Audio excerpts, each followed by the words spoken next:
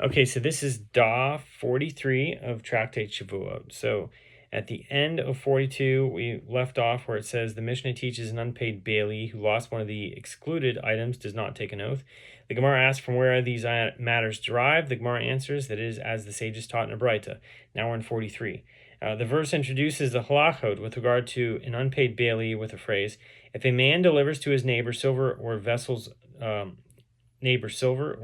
safeguard, Exodus 22, verse 6, the phrase, if a man delivers to his neighbor, is a generalization. Silver or vessels is a detail, and when the verse states to safeguard, it then generalizes again.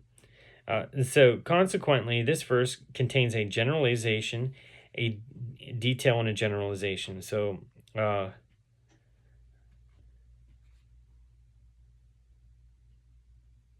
klal, ufrat, uklal. Okay, in which case you may deduce that the verse is referring only to items similar to the detail.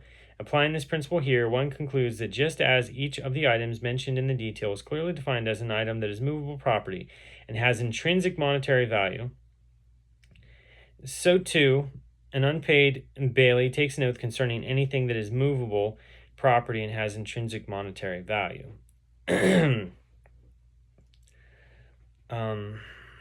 Land is therefore excluded, as it is not movable property. Canaanite slaves are excluded, as they are compared to land in many areas of halacha, and financial documents are excluded, since although they are movable property, they do not have intrinsic monetary value.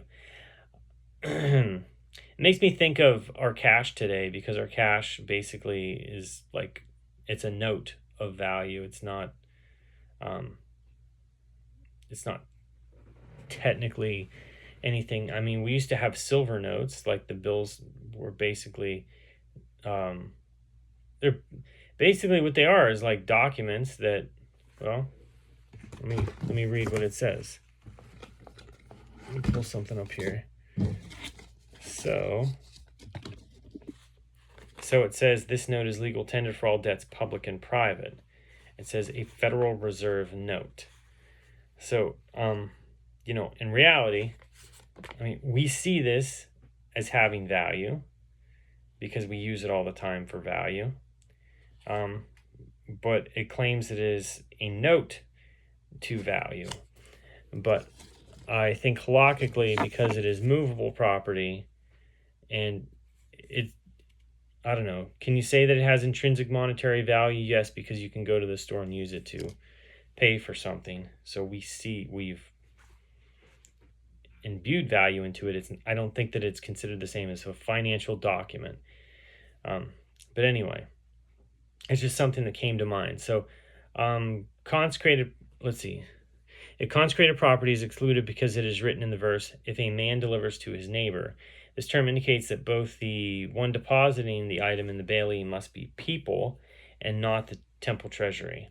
So the Mishnah teaches that a paid bailee does not pay for the loss of theft of one of these items. The Gemara asks, from where do we derive this halacha? The Gemara answers, it is as the sages taught in a Braita. The verse introduces the halacha with regard to a paid bailee with the phrase, if a man delivers to his neighbor a donkey or an ox or a sheep or any animal to guard, Exodus 22, verse 9. The phrase, if a man delivers to his neighbor, is a generalization. The phrase, a donkey or an ox or a sheep, is a detail. And when the verse states, or any animal to safeguard, it then generalized again.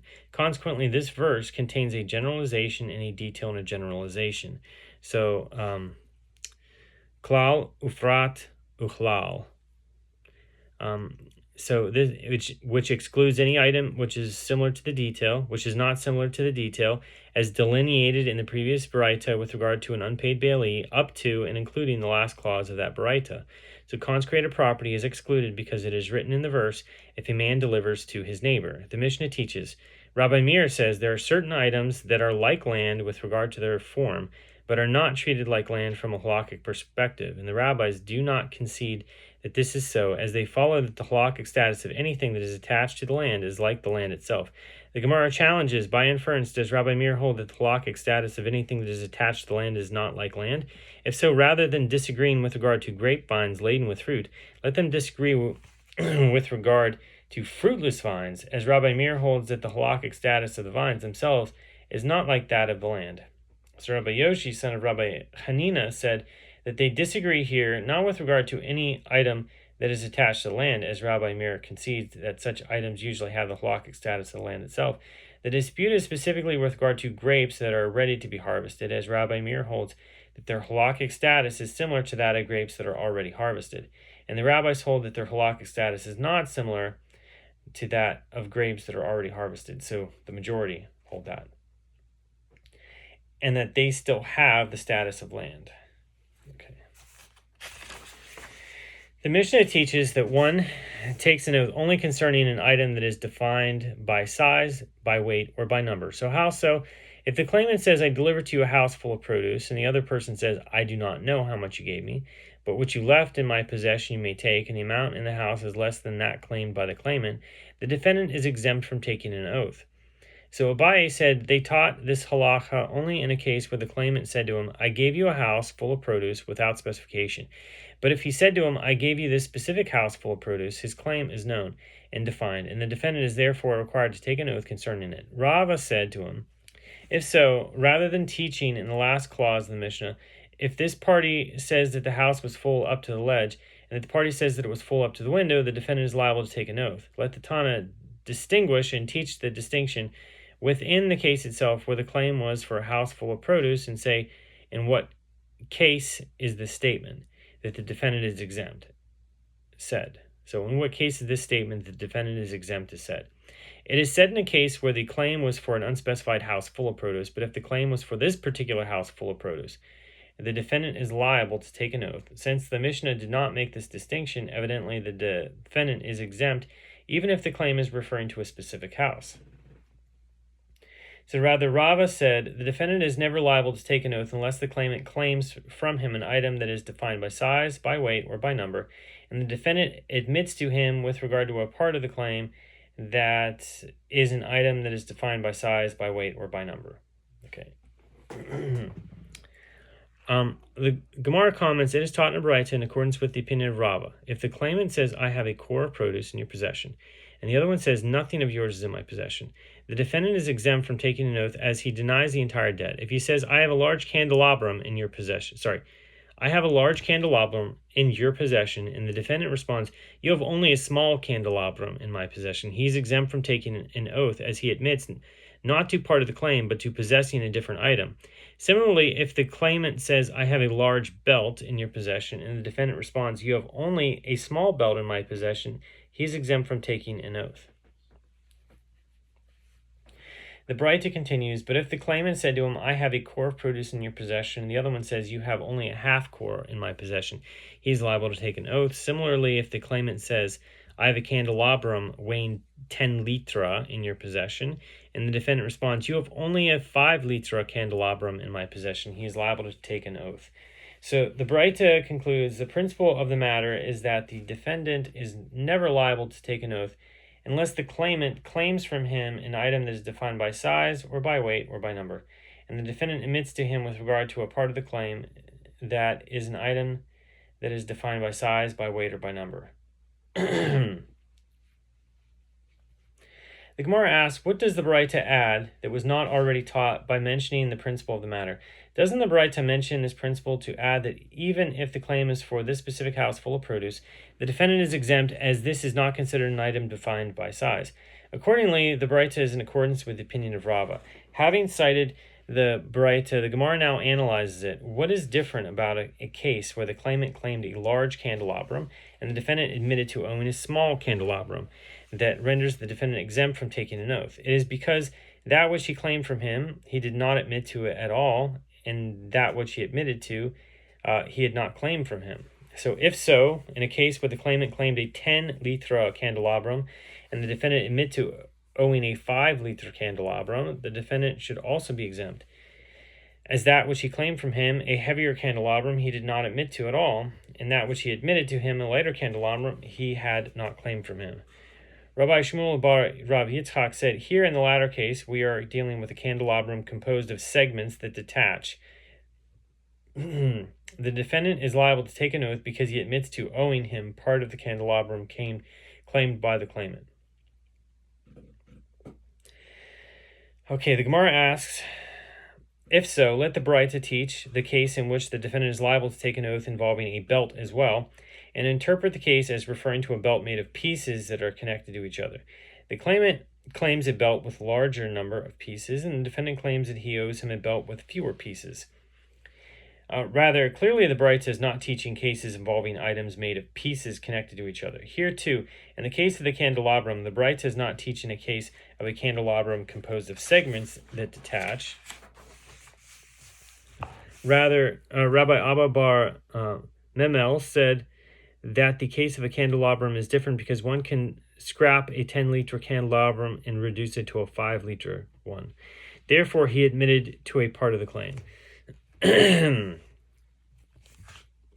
There is a case of one who lends money to another on the basis of collateral, and the collateral was lost while in the possession of the creditor, and the creditor says to the debtor, I sent you a selah on the basis of the collateral, and that the collateral was worth a shekel, that is a half selah.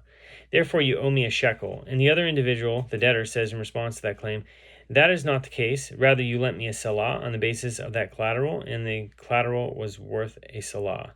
I owe you nothing. In this case, the debtor is exempt from payment. So there's a case of a creditor who claims, I lent you a selah on the basis of that collateral, and it was worth a shekel. And the other individual, the debtor, says, that is not the case. Rather, you lent me a selah on the basis of that collateral, and the collateral was worth 3 dinars, or 3/4 of a selah. In this case, the debtor is liable to take an oath due to the fact that he responded to the claim of the creditor with a partial admission. Okay, if in that case the debtor said, you lent me a selah on the basis of that collateral, and the collateral was worth 2 selah, so now you owe me a selah. And the other party, that is the creditor, said, this is not the case. Rather, you lent a selah on the basis of that collateral, and the collateral was worth a selah. Here the creditor is exempt. If in that case the debtor said, you lent me a selah on the basis of that collateral, and the collateral was worth 2 selah, and the other party, the creditor, said, that is not the case. Rather, I lent you a selah on the basis of that collateral, and the collateral was worth 5 dinars. Here, the creditor is liable to take an oath due to the fact that he responded to the claim of the debtor with a partial admission. And who takes the oath? The one whose possession the deposit had been located, that is the creditor, who took collateral from the debtor. The sages instituted this provision lest this party, that is the debtor, take an oath, and the other party, the creditor, produce the deposit and prove a false oath.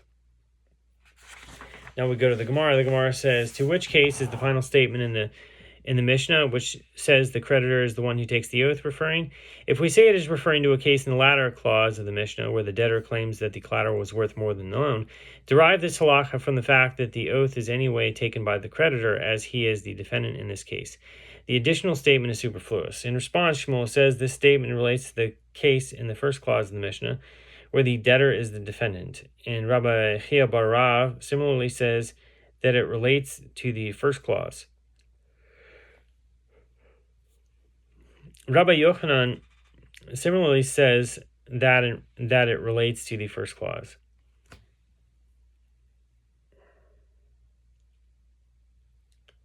Did I say that right? In response, Shmuel says this statement relates to the case in the first clause of the Mishnah, where the debtor is the defendant, and Rabbi Chia bar Rav similarly says that it relates to the first clause, and Rabbi Yochanan similarly says that it relates to the first clause. Okay, there we go. Okay, the Gemara asks, what did the Amoraim mean by the first clause? The Gemara answers, they were not referring to the very first halacha in the Mishnah, but rather to the latter part of the first clause. There is a case of a creditor who claims, I lent you a selah on the basis of that collateral, and it was worth a shekel. And the other individual, the debtor, says, that is not the case. Rather, you lent me a selah on the basis of that collateral, and the collateral was worth 3 dinars. That is 3/4 of a selah. In this case, he is liable to take an oath. As in this case, the oath should, in principle, be taken by the debtor, since he is the one who admitted to a part of the creditor's claim.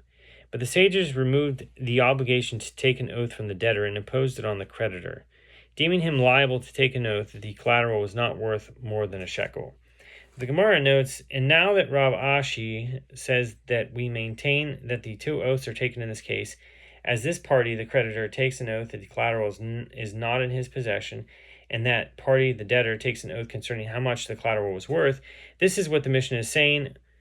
Who takes an oath first? The one in whose possession the deposit has been located, that is the creditor, first takes an oath that the collateral is not in his possession, lest this party, the debtor, take an oath, and then the other party, the creditor, produce the deposit and prove the oath false.